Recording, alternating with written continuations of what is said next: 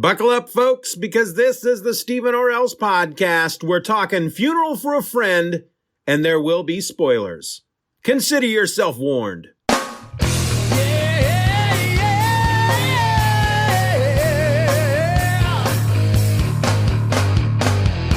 Hello and welcome to another episode of the Steeven Orr podcast. I'm your host, Steeven, and I freaking broke my mind this week trying to come up with some crazy thing I could do for April Fool's Day because this episode is being released on April 1st, and I had all kinds of crazy things in mind, and I would have loved to have done them, but I just didn't have the time. I just didn't simply have the time. I ain't got time for the fun. I ain't got time for the silliness. And who has to suffer? You. You, the listener, you have to suffer due to the lack of April Fool's goodness. But you know, here's the thing. I'm not a huge fan of April Fool's Day. I'm not a big prank kind of guy. I love when they do that kind of stuff on sitcoms. You know, they always have the April Fool's episode on a lot of the sitcoms where they play pranks on each other. I like that kind of stuff. What I don't like is going to, for example, my favorite comic book news website and finding an article about a new comic coming out that to me sounds like the most wonderful idea since sliced bread, and then realizing, oh, wait a minute, it's April Fool's Day. Is this a serious article or not? And sometimes they will tell you in the article, oh, by the way, April Fools, and sometimes they won't. Sometimes you won't know until the next day, and I don't like that. It hurts my heart. It makes my heart hurt. Don't make my heart hurt. So I've decided after picking the brain, coming up with a bunch of great ideas, anything from, I had at one point I was going to contact another podcast and say, hey, can I use the first 5 minutes of one of your shows and open up my show with it? So maybe people might think, somehow I got the wrong feed. But I don't think I would have been fooling anybody. And in the end, if anybody comes back to the episode, a year later, 2 years later, it's not the, April 1st, they may go, why is he doing this? This is dumb. So I just decided to throw it all in the trash and just move forward with what we're doing this week.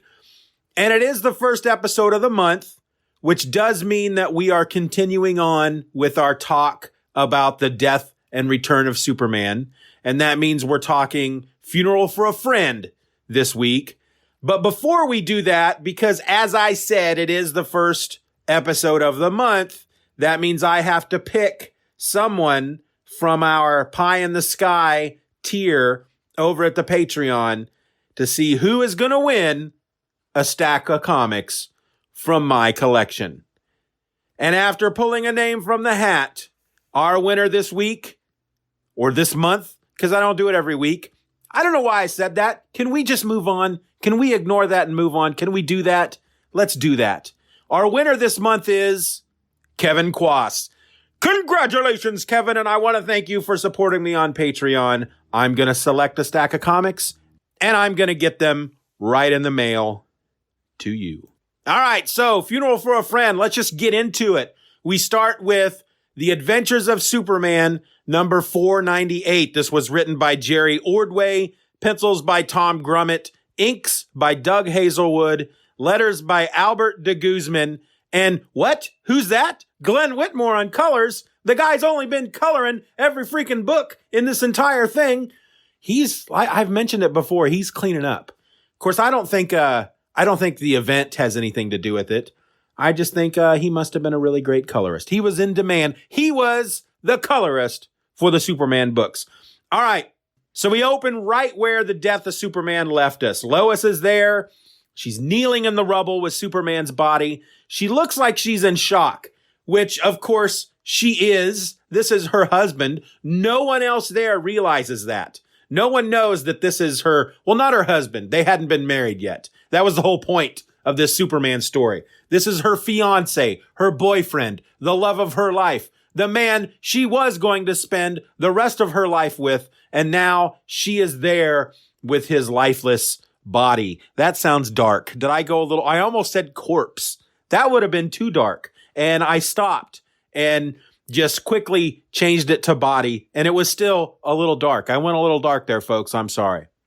So Bloodwind is there, and he's still spelling his name with a Y, Y-N-D, W-Y-N-D. Why? I don't know. Anyway, he has to spirit Ice away due to injuries that she sustained while fighting Doomsday. And Jimmy asks Lois if Superman is truly dead. Double X is there. He's the DN alien dude. And he tells everybody gathered that he cannot detect any brainwaves. He's like a telepath, a very powerful telepath who looks like an alien goat man. The SCU, the Special Crimes Unit, they go to make sure that Doomsday is dead. But a little rumbling occurs, like an aftershock or something. And Doomsday moves. And they start freaking out. But Double X reassures them that he too is gone. He has not detected any brainwaves. Well, Lois is inconsolable at this point, and she doesn't understand why nobody's doing anything. And so Guardian steps up, and he attempts CPR on Superman. But as he says, it's like trying to fill a steel tank. His lungs are like steel tanks, and he's finding it very difficult. EMS does arrive and they try to take over. Dan Turpin, he's there and he turns away because he just can't watch it anymore. And that's when he discovers the injured Supergirl. She's still in her protoplasmic state, so she looks she looks like I'm going to go dark again. She looks like the burnt husk of a corpse. And that's what he thinks she is at first until she moves and opens her eyes and he's like, ah! But, it's Supergirl. And that's when Luthor arrives and he takes her away. So the EMS crews, they continue to try to revive Superman. Cat Grant's there. She and Jimmy lead Lois away and they suggest trying to find the doctor. There was a doctor that helped Superman a number of times. One of the times he was shot with a kryptonite bullet. But so they're trying to, Lois, you're a reporter. You have to remember that. You have to snap out of this and be a reporter. Lois eventually agrees, and then Kat goes on the air to give her report because she's a television news reporter. And so watching that report is Jose Delgado, and he is with Kat's son. He's Kat's boyfriend. And they're watching this on the TV, and Adam, Kat's son, is like, whatever, Superman sucks. And he tries to turn the channel, and Jose just loses it. It just starts yelling at this kid. How dare you? This is Superman. How dare you? And the kid's like, ah, and runs off. And so, of course, Jose, he feels pretty guilty about that. I mean, anytime you scream at a child and make them cry and run away, you're going to feel kind of guilty about it. But he starts musing about his gangbuster outfit because he's Gangbuster, if you didn't know that. Who is a crime fighter in the night, busting gangs. He doesn't have any superpowers. So he's musing over the costume. He's looking at the outfit, and somebody on the TV blasts Superman, and he just loses it, and he throws his helmet at the TV and breaks the TV. So Jose not handling the death of Superman all that well right now. Then we go to Smallville, to Jonathan and Martha Kent, who are praying for their son's survival. They're watching this on TV. This was a very sober moment for me. The pieces in the book dealing with Jonathan and Martha and watching this from afar, helpless as their son dies, it touches me. It does. While I cannot relate to finding an alien child in the middle of a cornfield and raising him up to be the greatest superhero the world has ever known, I can relate to raising a child and worrying about that child and feeling helpless when your child is in a situation that you have no control over. So those scenes do kind of affect me. We go from there to LexCorp Tower, and Luthor is able to convince Supergirl to shift back into herself, which I guess is not her natural form, and it does cause her quite a bit of pain, but she is able to do it. Elsewhere in Metropolis, Westfield and the rest of Cadmus, they go to get Doomsday's body and take it away. And to also take away Superman should EMS or the doctors fail to resurrect him. Dan Turpin doesn't like this. He doesn't like the idea of a bunch of scientists taking Superman away. And he punches Westfield right in the gut. And Westfield goes down. Guardian decides to take over for EMS because, they've got the paddles, they've got the defibrillators, but they're not working on Superman, of course. And so he uses basically they rigged this thing up using the shock trooper that's there and a device that Professor Hamilton has created. And they basically create a more powerful defibrillator. But despite all this, Superman never actually recovers. So Superman has now, at this point, they have called it. We go to the Daily Planet. Jimmy is disgusted over the news reports. The news is they're trying to be the first to proclaim Superman's death. He feels disgusted with himself because he took these pictures and he knows that the papers are going to use them. But Perry talks him out of it, tells him that the world has to see Superman as the hero he was. And Lois finishes up writing her article, her story about what happened. Jimmy offers to walk her home, and they're all worried about Clark because basically Lois has to use this tragedy, the destruction of Metropolis, because there are hundreds of people missing. And so Clark at this point is presumed to be one of them. This takes us into Justice League America number 70, written and drawn by Dan Jurgens, finished art by Rick Boucher, letters by Willie Schubert, and colors by Gene D'Angelo. What? Gene D'Angelo? What happened to Glenn Whitmore? Well, this isn't an official Superman title, so settle down. Not a lot going on in this issue that I'm going to talk about. Justice League takes Blue Beetle to the hospital. He's in a coma. And then all these superheroes gather round. They come from around the world to the JLA. And they all basically just talk about some of their experiences with Superman. And they all don armbands with his S insignia. And Ice creates an ice sculpture of the Man of Steel. I'm not sure what to say about this issue. I mean, I feel that this is an issue. It needed to be done. You needed to have all these heroes talking about the death of Superman, and how Superman impacted them in their lives. It felt a bit heavy-handed, but, I think that's just Dan Jurgens. That's just the way he does things. But what I felt throughout the whole thing, so I have to assume they don't really talk about it, but you have to assume that from the moment Superman arrived to the moment Superman died, there was not a lot of time. It didn't take that much time because these superheroes are showing up and I'm just like, well, where were you? They're all, I wish, Superman, wish we could have helped him. Well, where were you? Wonder Woman is there. Why wasn't she there helping Superman? Where was Captain Marvel, or Shazam as he's called now? Where was Captain Atom? There are a lot of very powerful superheroes, maybe not quite at the level of Superman, but very close, that they could have helped. So I have to assume that, first of all, they don't mention it. They don't talk about it. So you just kind of have to make your own assumptions. And my assumptions have always been, I think most folks, I think there's two things at play here. This is my theory behind it all. I think even all the other superheroes, to a certain extent, maybe they would never say it out loud, but in the back of their mind, they see this happening, they hear about it happening, and in the back of their mind, they're thinking, well, Superman's there. Superman's got it. And then by the time they realize he doesn't have it, it's too late. it happens so quickly that it's too late for anybody to arrive.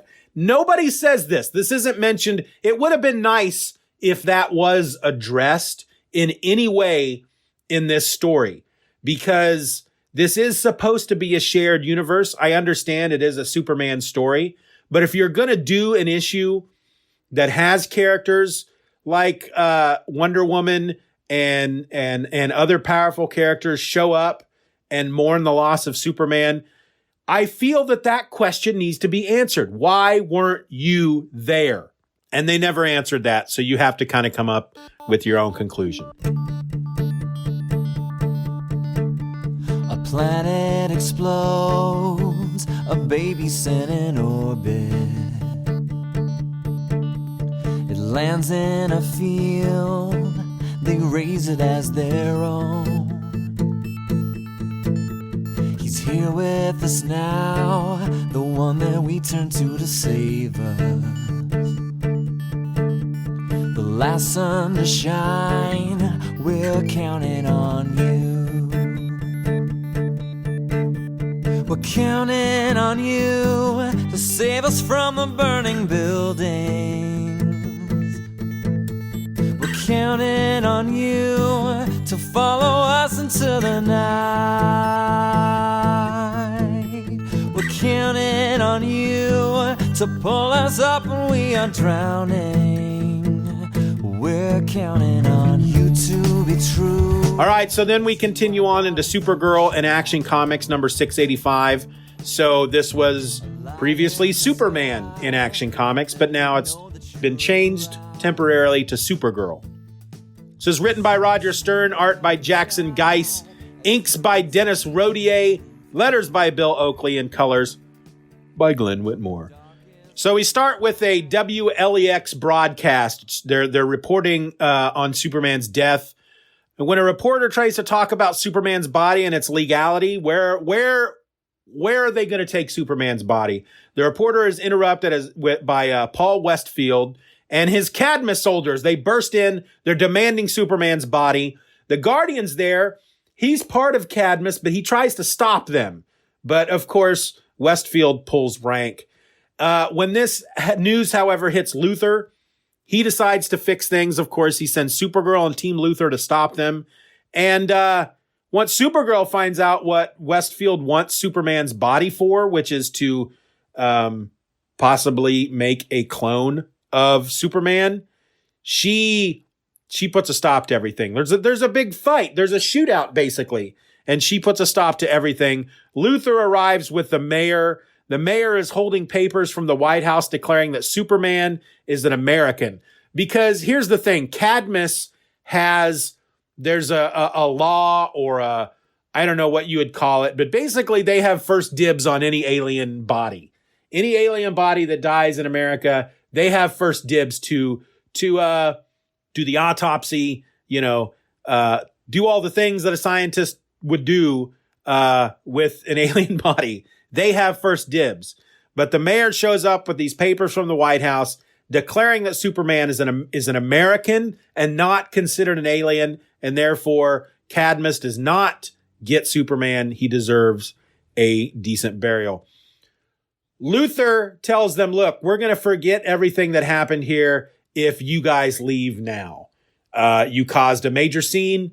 Maybe we should talk to the authorities, but if you leave now, then we don't have to go to that next step. And when Cadmus arrived, they jammed the signal of the report. So they get that fixed. Luthor gets on the air and to deliver a message declaring that a portion of Centennial Park will be the host to Superman's final resting spot. So his tomb. The Daily Planet, Lois, Perry, and Jimmy, they're listening to the broadcast. And then Perry sends everybody home for the night. Jimmy and Perry worry about Lois. Obviously, why wouldn't they? Because now at this point, it's not just, well, her good friend Superman has died. Nobody can find Clark. Clark's still missing. In Smallville, Lana Lang calls the Kents to check up on him, hoping that what she's hearing on the news is a mistake. It, of course, is not. In a restaurant, 3 customers who are watching this, they're also in shock. They remember an incident with Superman and Batman saving their town from vampires. And then it's just all over from Australia to Japan to the Middle East, Africa, Russia. They all hear the news of Superman's death, and everyone is affected by it. We go to the coroner's office. Luthor is brought in to see Doomsday's body. He asks everyone to leave. He wants a moment alone. And then in just this fit of rage, he smashes a chair across Doomsday's body. We go from there. Lois has come to Clark's apartment. She gets inside and she collapses. It kind of dawns on her. She realizes that everybody, it can't get out that Superman and Clark Kent were the same person. And it's at that point that she realizes she needs to call Jonathan and Martha Kent. We see some of the villains, a couple of the villains reacting to Superman's death. Toyman, he's not happy about it. However, the Parasite is in Star Labs, and he's complaining about having to hear the news over and over and over. And then at Stryker's Island, the prisoners are rejoicing over the hero's death. We go to a bank.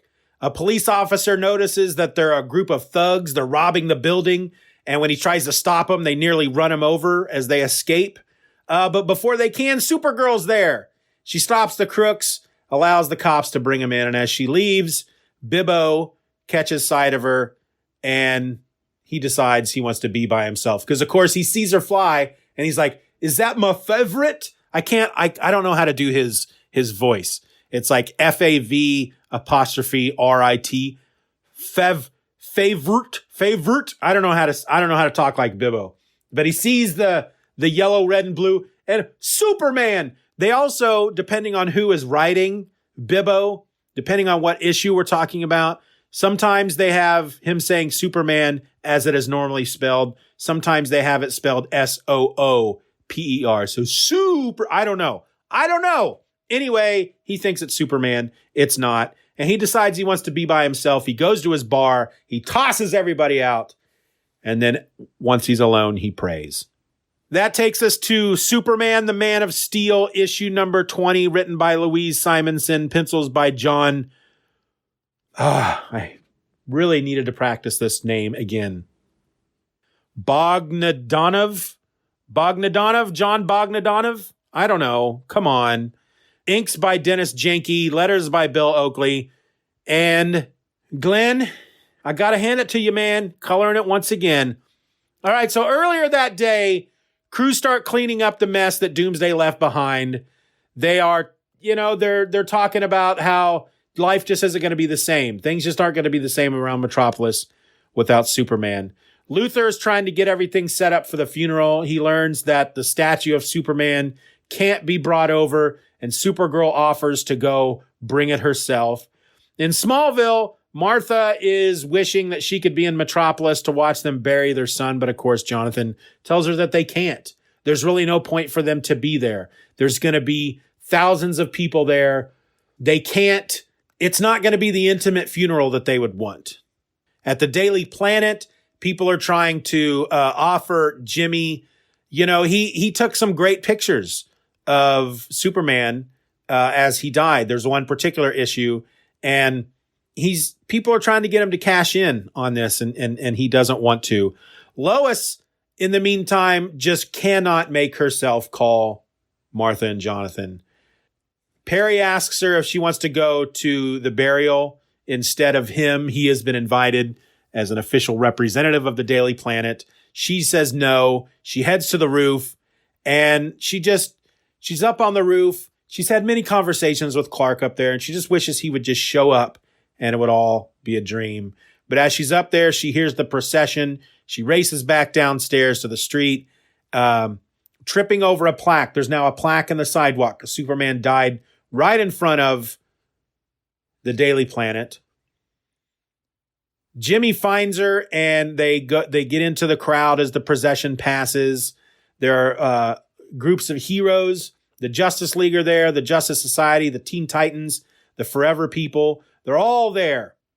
There's even, and I don't know what they look like, but from what I understand, a lot of the folks that wrote and worked on these books, they were drawn into the crowd of mourners as well.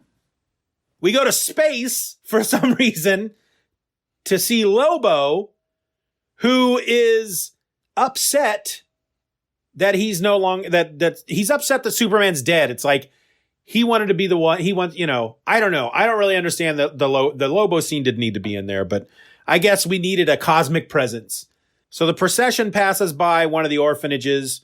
A child is there talking about how Superman saved his cat from a tree.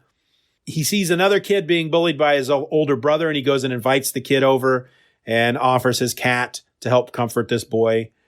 There's a terrorist there who's there to kill a foreign president, but Batman is there to stop him.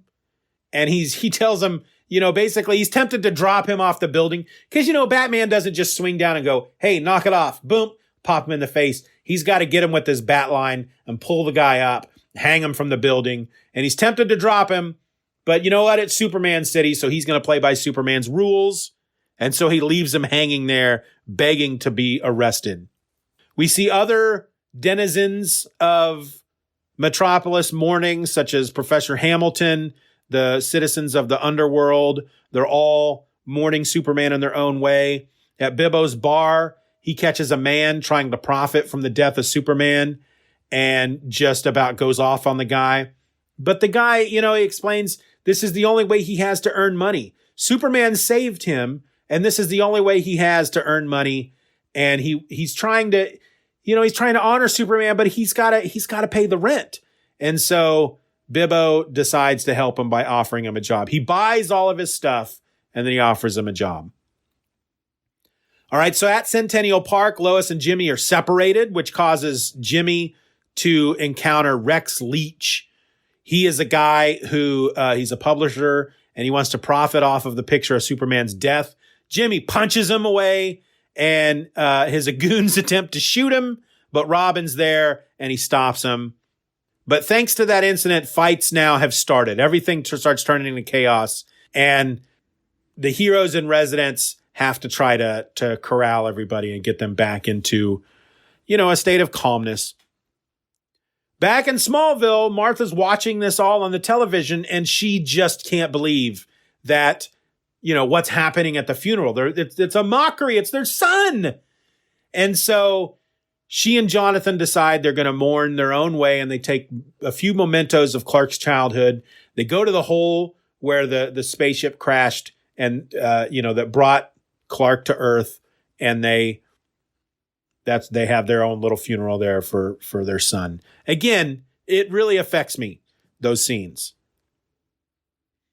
Back at the funeral, we have President Bill Clinton and First Lady Hillary Clinton, and they give a small speech about Superman as the body is lowered into the tomb. And it's at this point that Lois finally calls the Kents. And immediately, their first thoughts are about her. And they promise that they will be there at Metropolis right away. I love the Kents. I love Jonathan and Martha Kent. They're the reason Superman is the way he is. They are good people, and that's why Superman is a good person. All right, so we go from there to Superman number 75. This is written and drawn by Dan Jurgens, finished art by Brett Breeding, letters by John Costanza, and the GW Glenn Whitmore is on colors. So on the rooftop of the Daily Planet, the Justice League and other heroes gather so they can do one last thing to honor Superman. Mitch Anderson, he is the teenager from one of the previous issues. He's the kid with the backwards hat that was at the Superman's high school appearance. He had the mom who's a single mom with the little baby girl. And he thinks he's the reason that Superman died, because he forced Superman to turn around to save them. He feels that Superman had Doomsday on the ropes, and had he not needed to be saved, Superman would still be alive. So he comes to Metropolis because he wants to apologize to someone close to Superman. He wants to apologize. He feels it's his fault. He finds a woman who has announced to the world that she is Superman's wife. Lois is there, of course, as a representative of the newspaper, and she's just whatever, and she leaves. Jimmy was there with her, and so he's left standing alone. Jimmy notices Mitch and kind of recognizes him from the news footage, and then he goes to talk to him, and Mitch tells him his story, and so Jimmy takes him somewhere to get him something to eat. Back at Clark's apartment, Lois is feeling bad for blowing up about this woman, and that's when Jonathan and Martha arrive with Lana Lang to help her out. All these superheroes now who have gathered to do something for Superman, they're at the Metropolis post office. Apparently Superman he gets all this mail, and he would go there to the post office. I don't know, it was like once a year or something, to read through these letters. And so they start reading through the letters, and as they're reading through them, they find a lot of requests for help. For example, Guy discovers a letter from a sickly woman begging to be reunited with her son before she dies. They find a letter from Mitch's mother thanking Superman for saving their lives.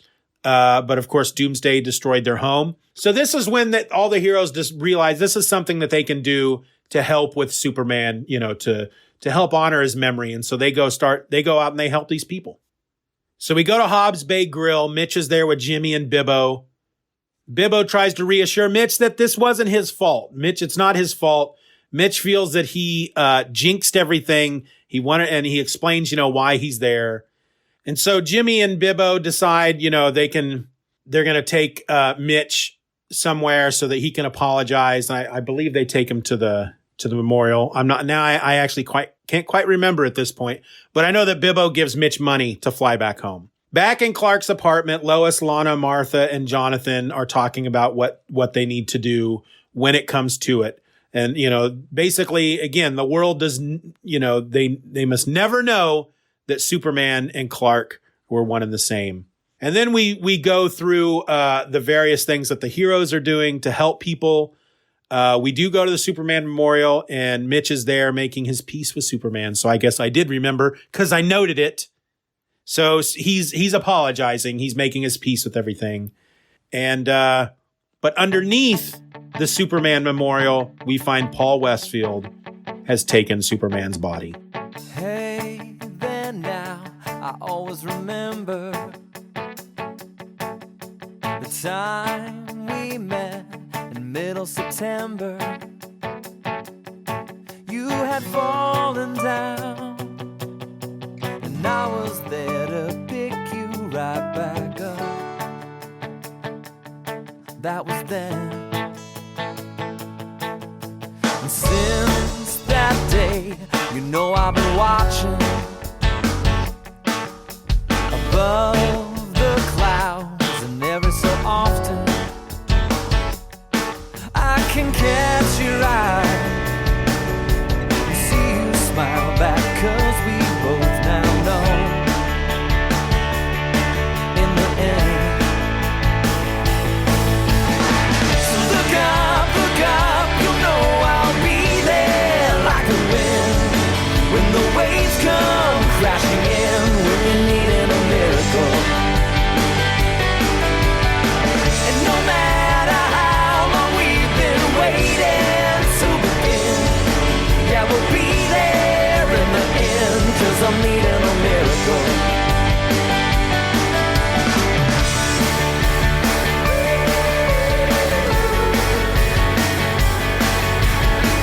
So that takes us to The Adventures of Superman 499. This is written by Jerry Ordway, pencils by Tom Grummett, inks by Doug Hazelwood, letters by Albert de Guzman, and colors, well, you know who that was. So Luthor and Supergirl are awakened in the middle of the night by an alarm. Luthor had this alarm installed in Superman's tomb, and the alarm goes off. They can't, they immediately try to find out what's going on through video cameras, surveillance cameras, but they've been disabled. And infrared shows that there's movement. Someone is leaving the tomb. And so they both think that maybe Superman might be alive after all, and Lex sends Supergirl to investigate. He has a secret tunnel that he has installed to access the tomb. And so she goes to investigate. She has to remove a giant grill. It looks like a big ventilation tunnel, basically. And there's a giant metal grill on the outside. She removes it. An undercover cop who is there sees her enter the tomb, and he calls Dan Turpin. Supergirl gets inside the tomb, and she sees that the coffin is missing. and that there's a hole drilled into the tomb's walls. Outside the tomb, Jose Delgado, who has been dumped by Cat Grant, starts thinking about maybe giving Gangbuster another try. He's been told by Inspector Henderson, who apparently is tied in with the whole Gangbuster thing, that he shouldn't.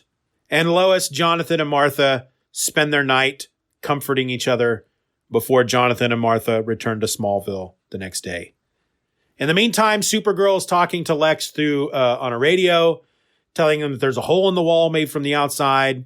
The tunnel is made with some very sophisticated means.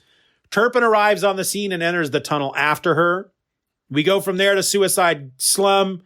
Jose Delgado is now Gangbuster, and he and Bibbo take care of some thugs. We go back to the tunnel. Supergirl hears voices coming from a fork in the tunnel path, and that's when she comes in contact with the Underworlders. Turpin catches up to her, and there's a big fight with her and the Underworlders and Turpin. And then a couple of live grenades go off, and Supergirl and Turpin take off. They're, explosion, and they take off. Phew. That's the level of drama you get on my show. Of course, the explosion causes a caveman. A caveman? I apologize, folks. I'm lapsing into senility here. I would like to see an explosion cause a caveman. Maybe I should write a story about that. But anyway, the explosion causes a cave-in. Supergirl returns to Lex to tell him everything. And Turpin reports back to his boss, Maggie Sawyer, and she has a good hunch who has Superman's body.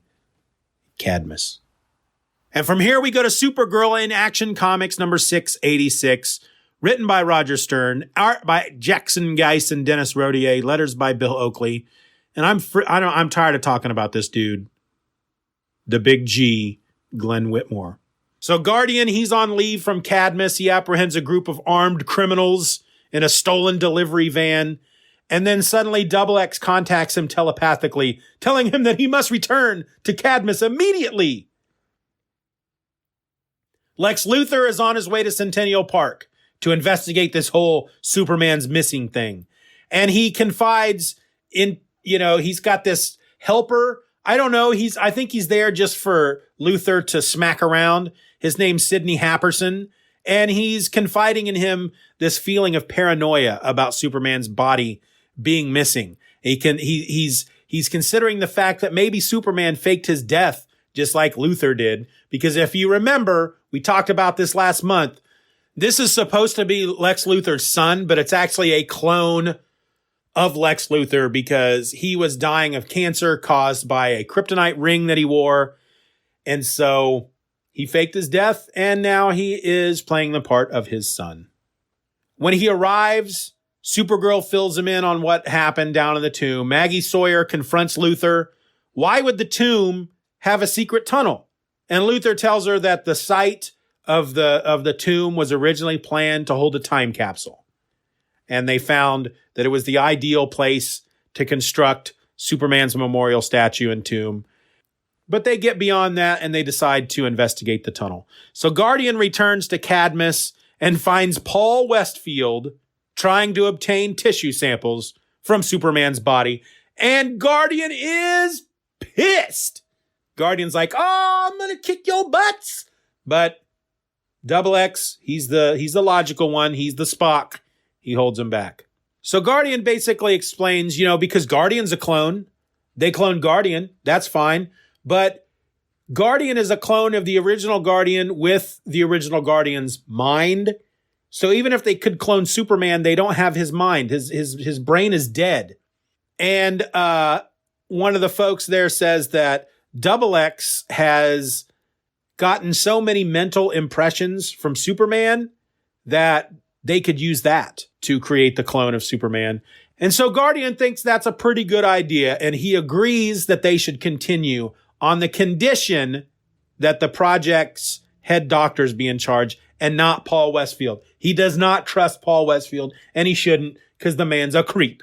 So we go back to the underground tunnels, and Luthor accidentally sets off an explosive device. It was placed there by Cadmus to seal up the tunnel.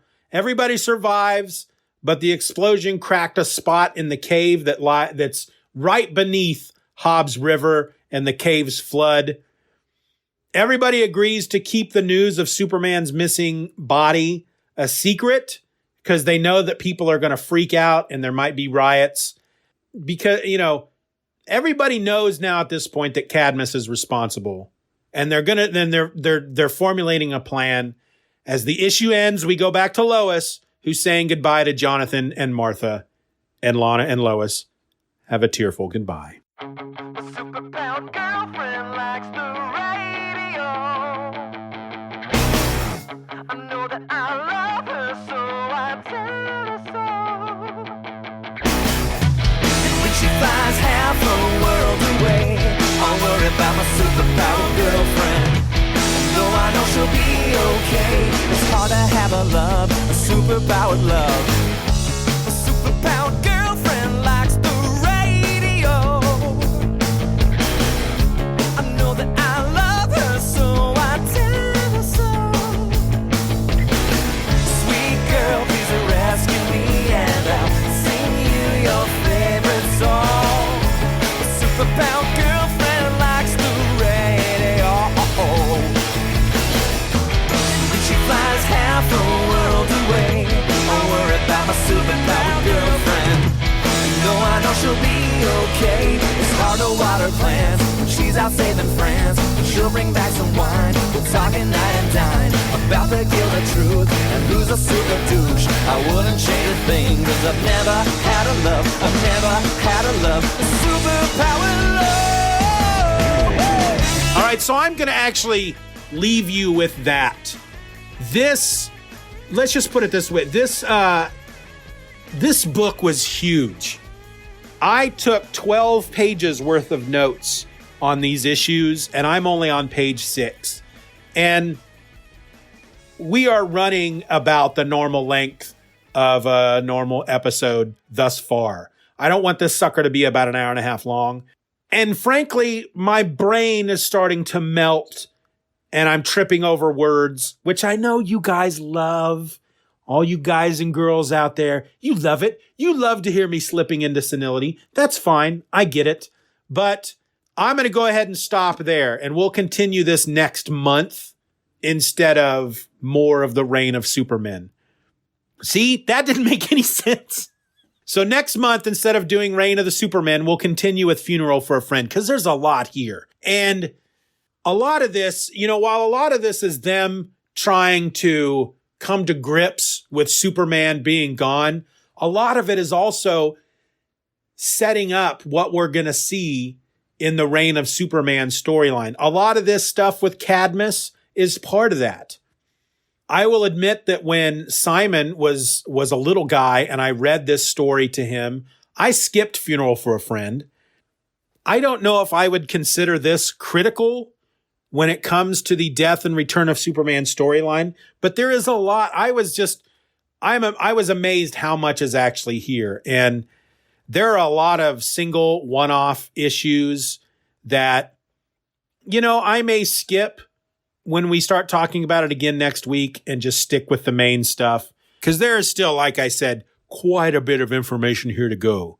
And actually, as I'm looking through my notes, a lot of this really, I can probably summarize really quick. Maybe we don't have to come back to this next month, because really the important issue here is the very last one.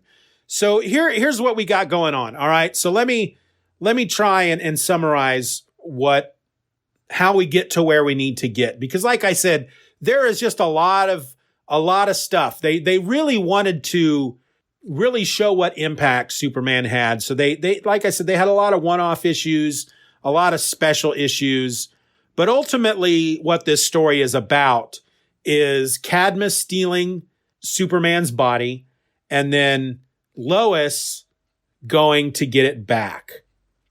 And it's kind of a crazy story because she uses the help of the Underworlders to help get into Cadmus because the Underworlders are like mutants. They are, and they have special powers and whatnot, some of them. So for example, they have to go through the river into a secret place. And in order to do that, one of the underworlders is a giant frog that they climb into its mouth and it swims them to where it needs to be. And there is like a seal boy that's with him. And he is some kind of telepath that can only communicate through word balloons with pictures. And that's really hard for me to wrap my head around. We also are introduced throughout this Funeral for a Friend to the Newsboy Legion. So the Cadmus Project is made up of like these 4 guys who back in the day, they were these kids called the Newsboy Legion who used to hang around with the original Guardian when he had adventures. He was like their like a bunch of Jimmy Olsens. Now they're adults and they created clones of themselves as kids and a clone of Guardian. And that's kind of weird. But Lois breaks in. She's able to get Superman's body back. But in the meantime, Jonathan Kent has a heart attack. He's out in the field. He has a heart attack. They rush him to the hospital. The issue that is really the best one in this whole Funeral for a Friend, it's Adventures of Superman number 500. It's called Back from the Dead. It's written by Jerry Ordway, pencils by Tom Grummett, inks by Doug Hazelwood, letters by Albert de Guzman, and colors by Glenn Whitmore. So Jonathan has had a heart attack. He's in the hospital, and as the doctors try to save him, his spirit leaves his body, and he starts experiencing visions of his past. He's experiencing being a soldier in the Korean War. He's trying to save the life of a drowned airman. He sees his brother Harry dressed in military fatigues, and he knows that something's wrong because Harry Kent died in a farming accident in Smallville and not in Korea. And he discovers that the man he's trying to rescue, this airman, is not who he thought he was, but it's actually Superman. And so he realizes he's trying to save his son, and he's telling Clark, you have to come back. And Clark says, no, I have to go on. I have to move on to the afterlife. But Jonathan, he's not gonna let that happen. And he pleads with Clark. He tells him that it's not the time. And basically he spends this time in the spirit world, trying to get Clark back. And he does. He in essence brings what he thinks is Clark back to life. And he wakes up on the table and he's very excitable and everybody's trying to calm him down. And he manages to tell Martha that he brought Clark back. And so from there, we start hearing, Lois is hearing rumors that Superman has returned to Metropolis. She's kind of, she's like, whatever. But she decides to investigate. And so she contacts Inspector Henderson. They go to the Centennial Park, to the tomb, and they get inside and they find that Superman's coffin is empty. And that's how Funeral for a Friend ends. So really, there's a lot of crap, I think, to wade through to really get to the important part of this. I mean, for me, I think a lot of people could enjoy, this is more of a dramatic, emotional story. This particular trade, this part of the storyline, this act, The Funeral for a Friend. And I did enjoy it. It's just not my favorite of the 4. To me, it's almost like, okay, this is what you need to get through to get to the good stuff. And I'll tell you right now, if you read it, then maybe I don't know, you probably loved it. I'm probably just a weird person. But for me, it was all about that last issue. The stuff with Cadmus is important because that will come into play in the Reign of the Supermen and how Superman might be back. But in the end, it all comes down to this last issue, because that too deals with what we have going on in Reign of the Supermen. And I want to talk about this last issue really quick, this Adventures of Superman number 500. I just want to talk about the art real quick because I'm a Tom Grummett fan, but I haven't really seen much out of him after Superman. The book itself is beautiful. The scenes with Jonathan and Clark out there in the spirit world, just gorgeous stuff. And his art, and even the Dan Jurgens stuff to a certain extent, kind of harkens back to like the old classic, like a John Byrne, George Perez, Sal Buscema, that kind of stuff, you know, from back in the days. And that's one of the things I'm loving about this series is the art. So that last issue, The Adventures of Superman number 500, was probably my most favorite from this collection. And again, we skipped a bunch of stuff because there is just a lot of what I think is filler. If you read the book, you're going to get that. You're going to know there's just a lot. There's like an issue with just these, I don't know, they're just like these. They're not even like, because you have the A story and the B story. That's, you know, these are like the D and F and G stories. These, you have Wave Rider thinking about going back in time to save Superman.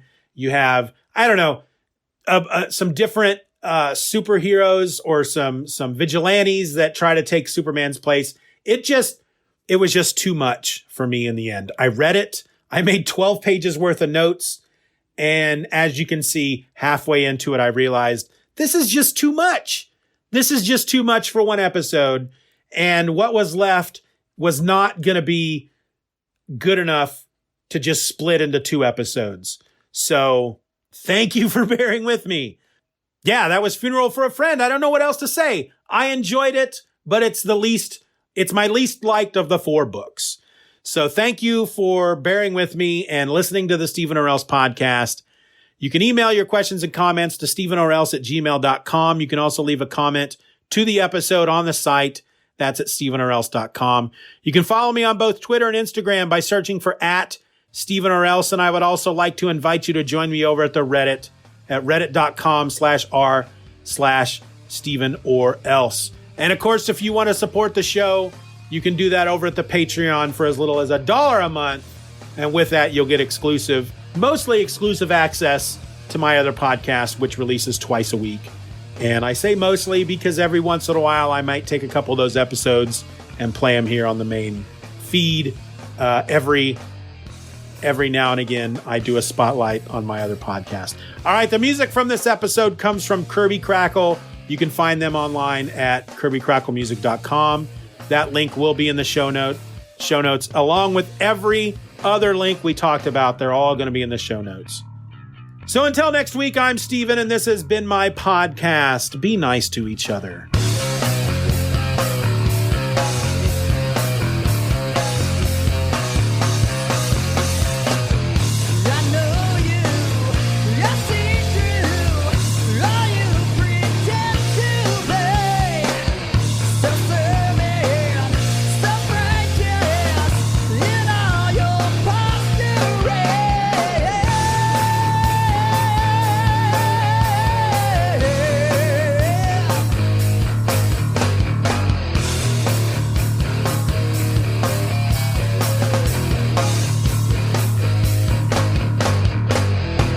Bye-bye, Daddy.